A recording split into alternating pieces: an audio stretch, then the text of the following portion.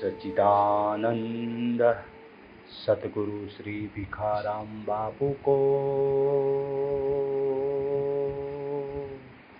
नमः। ओम सच्चिदानंद सतगुरु श्री गुलाबनाथ बापू को नमः।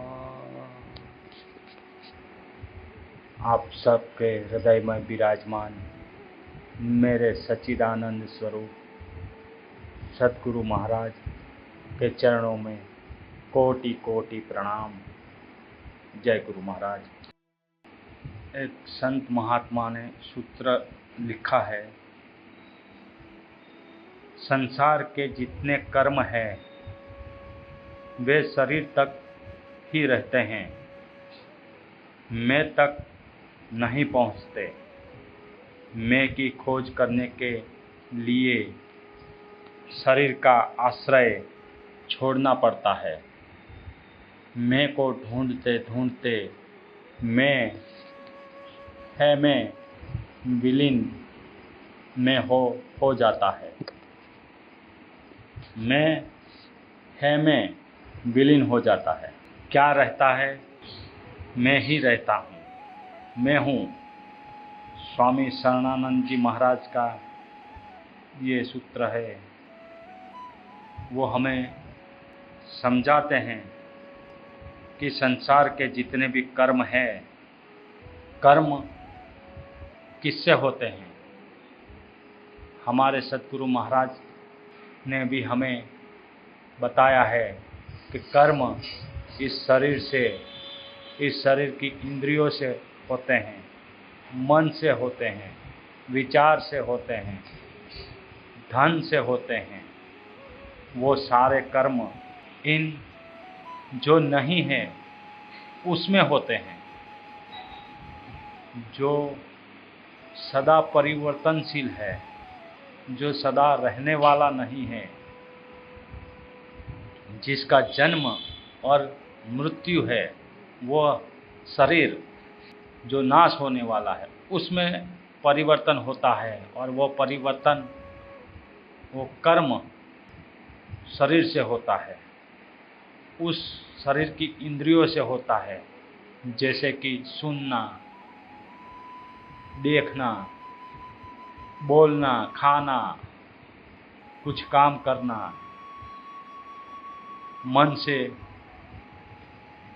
कर्म होता है। सोचना,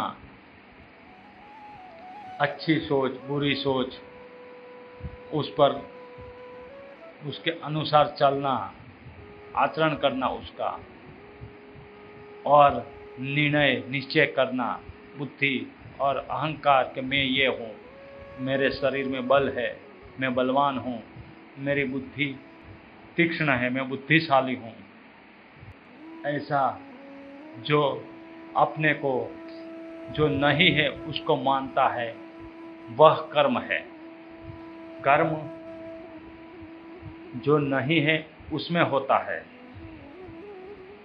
और जो नहीं है, क्या नहीं है, हमें सतगुरु महाराज ने हमको समझाया है,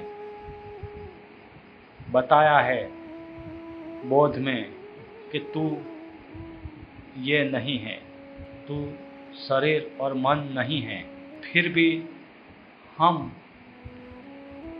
सतगुरु की बात समझते नहीं हैं और मनमानी आचरण करते हैं। फिर सुखी और दुखी होते हैं और कहते हैं कि हमें सतगुरु महाराज के शरण में हैं, फिर भी हमें वह परम सुख, परम शांति का अनुभव नहीं होता है। कैसे होगा? हम सतगुरु की बात, सतगुरु के बोध को समझे हैं, हम पूरे ध्यान से उन जो बताया है बोध, जो समझ हमको सतगुरु महाराज ने दिया है, उस समझ के अनुसार हमारा आचरण होना चाहिए। हम आचरण और समझते नहीं हैं और आचरण करते हैं। हम शरीर से आचरण करते हैं, मन से आचरण करते हैं, धन से करते हैं। अच्छा है, सत्कर्म अच्छा है, लेकिन जो सद्गुरु महाराज हमें समझाना चाहते हैं, जहाँ वो है वही है में हमारा मैंपना जो शरीर का है, वो नश्वर मैंपना छुड़ाकर जो सत्य मैंपना है, जो सत्य है, उसी में ठहराने के लिए बार बार हमें समझाते हैं कि तुम ये नहीं हो, शरीर नहीं हो, मन नहीं हो। फिर भी हम क्यों समझ नहीं पाते? क्या भूल है हमें कि सतगुरु की बात